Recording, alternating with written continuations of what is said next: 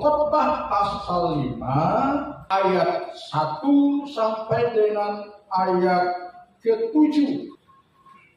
Ayat yang baru saja kita baca ini tadi adalah teguran sekaligus ajakan kepada kita semua untuk memperbaiki sikap dalam beribadah, sikap dalam berdoa, sikap dalam menghampiri Tuhan. Jadi firman ini mengingatkan kita semua bahwa Tuhan memandang serius setiap langkah dan setiap kata yang kita ucapkan di hadapannya. Perhatikan ayat 1 tadi mengatakan, ya, jagalah langkahmu kalau engkau berjalan ke rumah Tuhan. Menghampiri untuk mendengar adalah lebih baik daripada mempersembahkan korban. Apa artinya ayat ini, Bapak Ibu? Di sini artinya adalah kita diingatkan untuk menjaga langkah kita manakala kita datang ke rumah Tuhan. Jagalah langkahmu berarti jangan datang ke ibadah atau ke gereja atau ke tempat di mana ibadah ini adakan dengan asal-asalan, tanpa persiapan hati, tanpa kesadaran bahwa kita menghadap Raja di atas segala raja. Di sini kebanyakan titik lemah warga gereja. Kadangkala kita datang kepada Tuhan itu suka kita, kata orang Jawa. Dan hari ini Tuhan mengingatkan kita untuk menjaga langkah kita. Manakala kita datang beribadah, jangan asal-asalan, tanpa persiapan, tanpa kesadaran bahwa ketika kita datang beribadah, yang kita hadapi itu bukan oknum sembarangan, tetapi Tuhan atau Raja segala raja.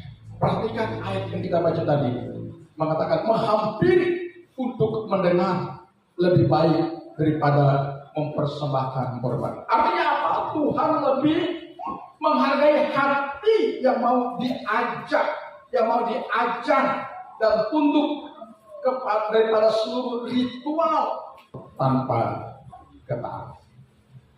Bapak Ibu Saudara, ayat ini mengingatkan kita datang tepat waktu beribadah. Amin.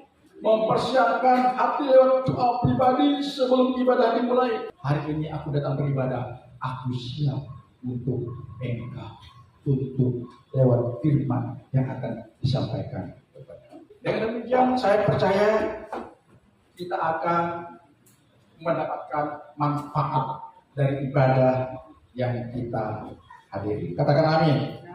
Jadi dalam kita mempersiapkan ibadah kita kepada Tuhan, kita juga harus mematikan berbagai gangguan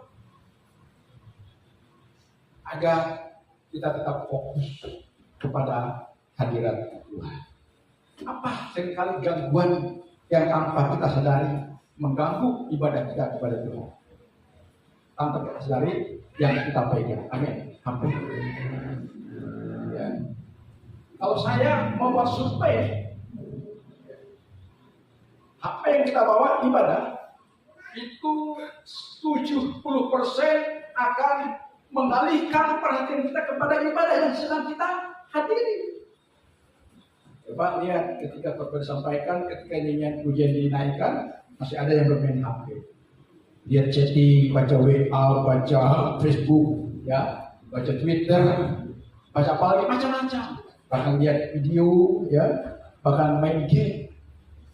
Nah, ini hati-hati sudah. Bahwa kita sudah menyalahgunakan waktu yang seharusnya kita gunakan untuk persiapan agar di ibadah yang kita hadiri kita mendapatkan tuntunan Tuhan, kita mendapatkan teguran Tuhan, kita mendapatkan ajaran Tuhan demi kebaikan kita. Katakan amin. Jadi ketika kita mau beribadah kepada Tuhan, dari rumah kita sudah persiapkan diri kita. Amin. Amin. Persiapkan pakaian yang layak dan pantas, ya kan? Aku mau pergi ibadah, Tuhan tolong sertai aku dalam perjalanan. Aku mau beribadah, aku mau menginginkan tuntunan Tuhan yang baru agar hidupku benar-benar mendapatkan perkenanan Tuhan. Jika aku sudah bersalah, aku sudah menyimpang, silahkan engkau tegur aku agar aku dapat memperbaiki kesalahan itu. Amin. Jika aku sudah berdosa, silakan lancangi dosaku agar aku bisa bertobat dari dosa yang aku perbuat, agar aku tidak berkutat dalam kehidupan dosa, ya kan? Agar aku kembali mendapatkan perkenanan Tuhan. Demikian sikap kita. Amin. Kita lihat ayat kedua yang berbunyi demikian, janganlah terburu-buru dengan mulutmu dan janganlah hatimu lekas-lekas mengeluarkan perkataan di hadapan Tuhan, karena Tuhan ada di sorga dan engkau di bumi. Oleh sebab itu biarlah perkataanmu sedikit. Apa artinya di sini? Ini mengajarkan kita lebih sering cepat berbicara daripada mendengar, cepat berjanji tapi gampang mengingkari. Betul? Ini bahaya, saudara-saudara. Ya. Perhatikan, Allah di surga, kita di bumi. Dia Maha Kudus, Dia Maha Tahu, Dia Maha Kuasa. Ya. Sedangkan kita penuh dengan kekurangan, penuh dengan kelemahan, penuh dengan keterbatasan.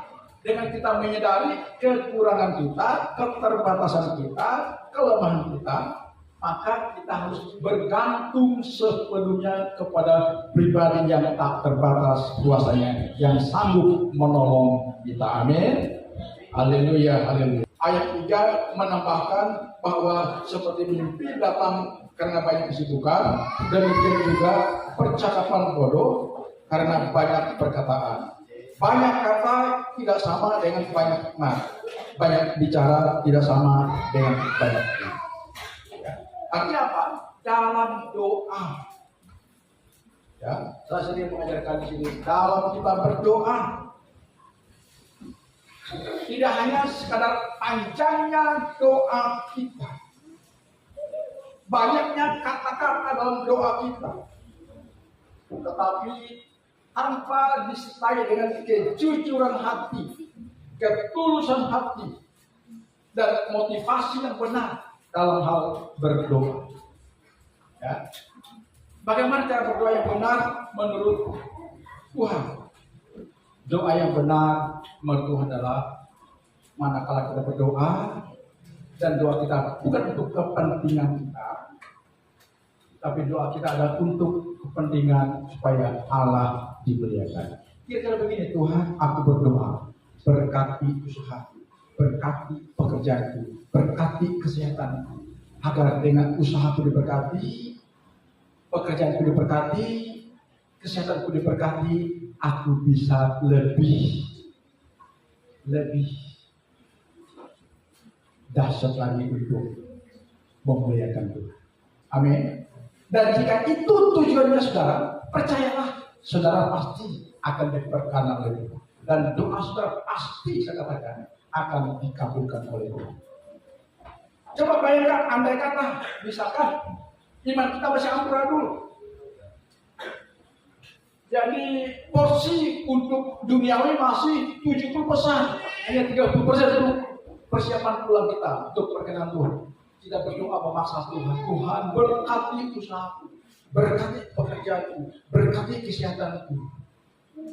Kan? Karena kita ngotot, ya biasa saja. Kita tanda petik, ya.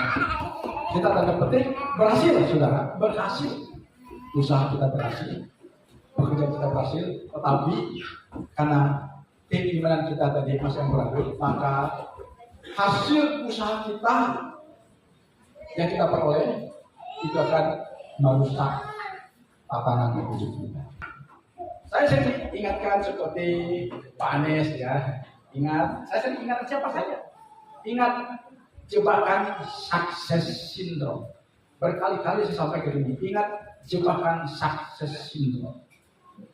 Kinong juga sudah saya ke toko berkali belanja, saya ingatkan, kau Kinong, saya bilang gitu ya. Ingat, kalau kamu usaha maju hati-hati, akses untuk kamu berdoa semakin lebar. Jika keimananmu tidak kuat, maka kamu finansialmu akan membawa kamu kepada dosa yang bertepek-tepek. Ya, banyak orang nih, ya, waktu hidup susah, dia pun damai, bahagia dengan tangganya.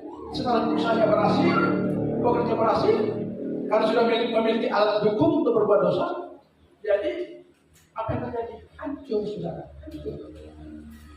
Ya, jadi kalau saudara mau aman, usaha saudara aman, pekerjaan saudara aman, berkat saudara aman, maka jangan lupa dengan berkat itu untuk memuliakan Tuhan. Katakan amin.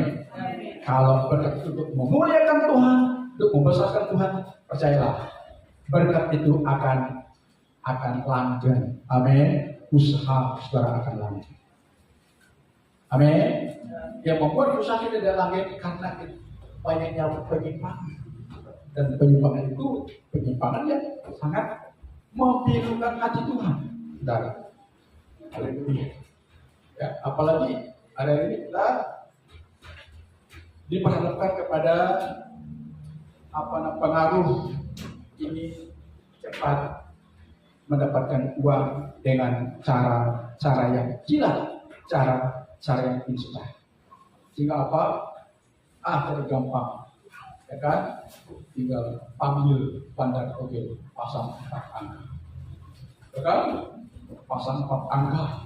4 angka ini ya bukannya satu item pasang sampai angka itu mungkin 1.000, untuk 4 angka berapa nih? Mungkin 5 atau 10, 101.000 ya. Dia bikin 10 karcis, kasih apa namanya itu, 10 kupon ya. Oh, manakala kena 4 angka ini, wah aku sudah dai, aku sudah jadi kaya. Bahaya saudara, bahaya saudara. Ya, jadi kalau usaha kita sudah mulai membaik, tetaplah cinta Tuhan, amin. Dan tetap kita berkata kepada Tuhan, Tuhan, dengan usahaku ini aku akan memuliakan Engkau. Tolong berkati usahaku, tolong berkati pekerjaanku, berikan aku kesehatan supaya aku lebih lagi dapat memuliakan Engkau. Amin. Niscaya itu akan Tuhan kabul. Amin. Amin. Sebab jika saudara melakukan sesuatu dengan tujuan tidak untuk memuliakan Tuhan, maka saudara akan mengalami kekosongan batin dan jiwa. Kekosongan batin dan jiwa. Sehingga tidak ada kepuasan di dalam diri. Sekalipun kita mempunyai segala sesuatu, tapi kita merasakan kekosongan dalam jiwa kita. Dan itulah tanpa kita sadari ancaman dari hidup kita. Karena itu hari ini kepada kita semua, mari ya, kita memperbaiki hidup keberagaman kita dengan sungguh-sungguh. Manakala kita sudah berjanji tadi seperti ayat yang sudah saya baca tadi, kalau kita berjanji, kalau kita bernasar kepada Tuhan dan nasar itu kita tepati, percayalah kita akan mengalami janji.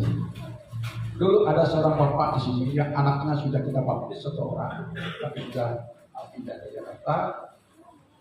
Sebelum dia sakit keras, saya sering injili dia. Udah Pak, jangan terlalu sibuk lah. Sekali cari Tuhan, ikut anak bapak ke gereja. Dan bisa Pak, aku jam 4 aku sudah jalan, dia jual daging. Ketika dia sakit, saya datang ke sana ya. Tapi udah parah. Lalu dia sambil nangis kepada saya. Pak, kalau saya sembuh, katanya dari penyakit ini, saya mau sungguh-sungguh cinta Tuhan.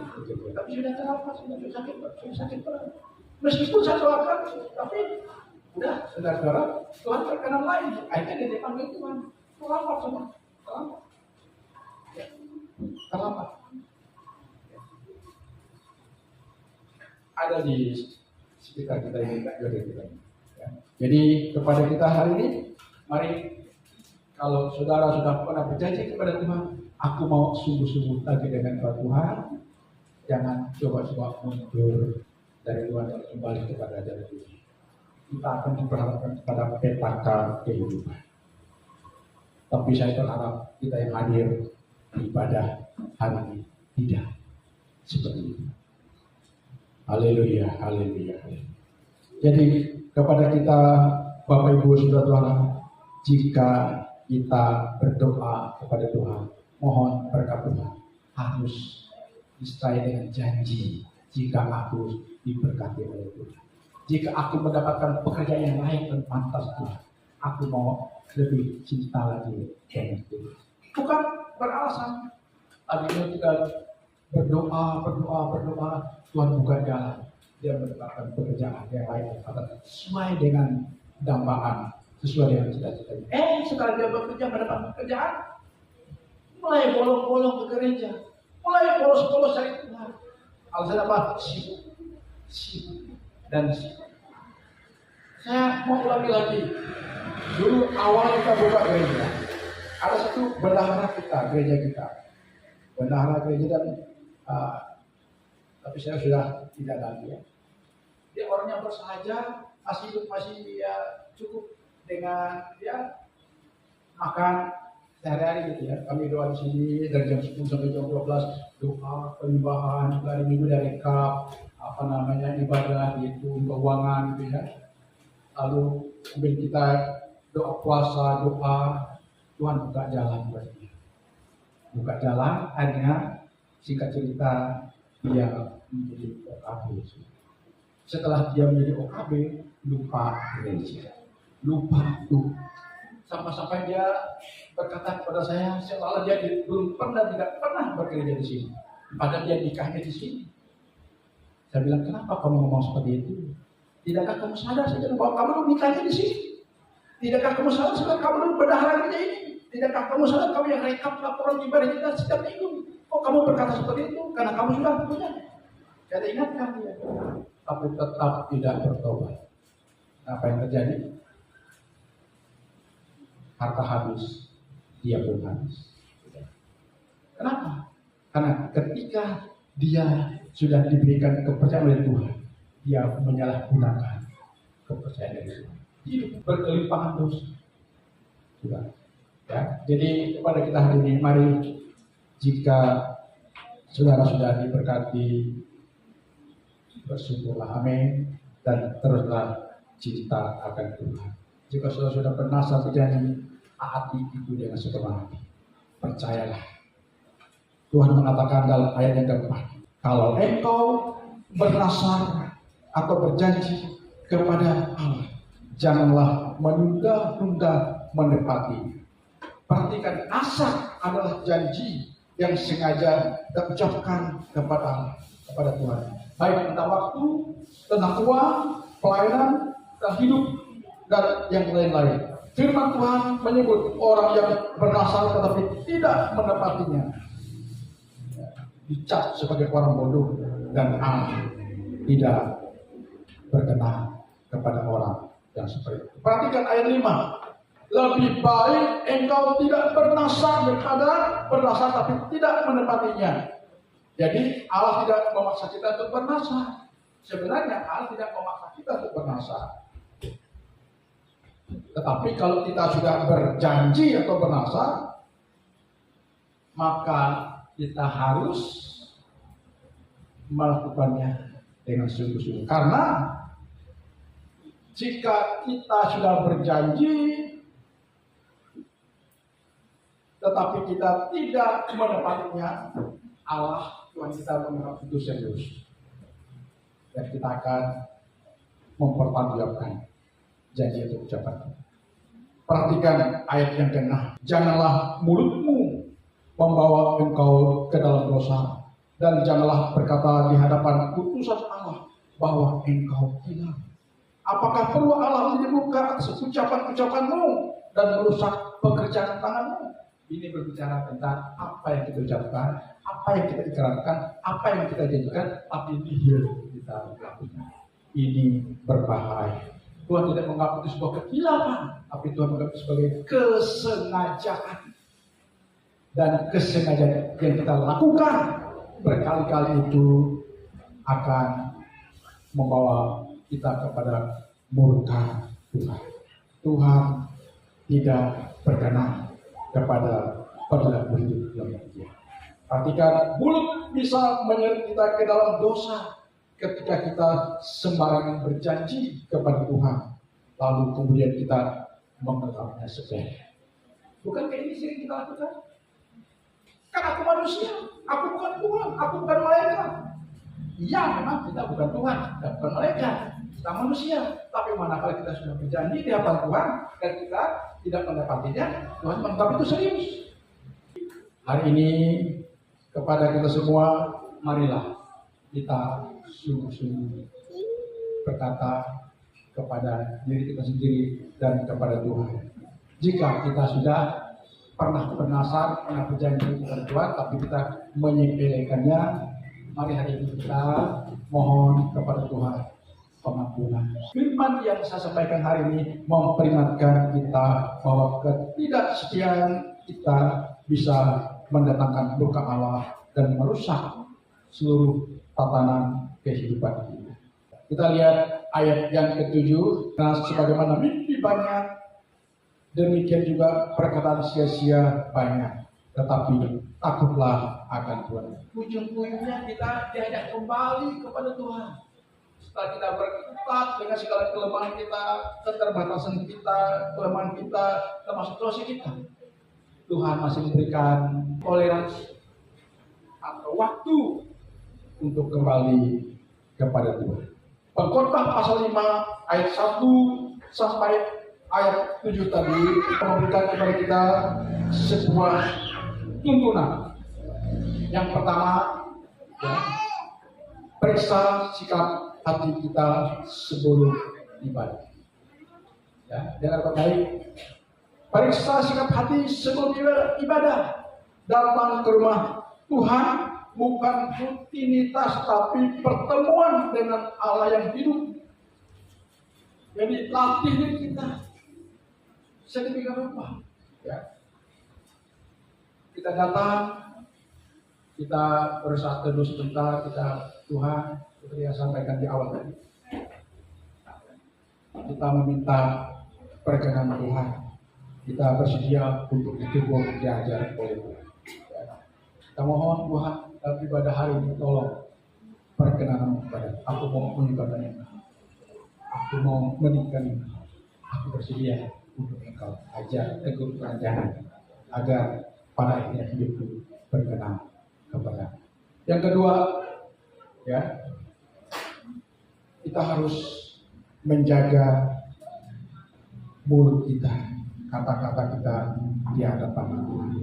Dalam doa, dalam janji, bahkan dalam kesaksian. Jangan dilebih-lebihkan atau dibuat dramatis demi kesan rohani. Ya. Jadi latih diri kita untuk berkata jujur. Apa yang diucapkan, itulah yang kita usahakan. Karena dulu saya sering sampaikan di sini, iblis paling suka kalau kita iya di mulut, tidak di hati. Iblis paling suka. Tapi Tuhan paling senang jika kita iya di mulut, iya di hati. Amin. Mana yang terpilih? Mau kesukaan iblis atau kesukaan Tuhan? Apa tadi kesukaan iblis? Apa? Iya. Iya di mulut, tidak di hati. Kesenangan itu apa? Iya di hati, iya di mulut. Amin. Jadi harus sejalan antara mulut dan hati.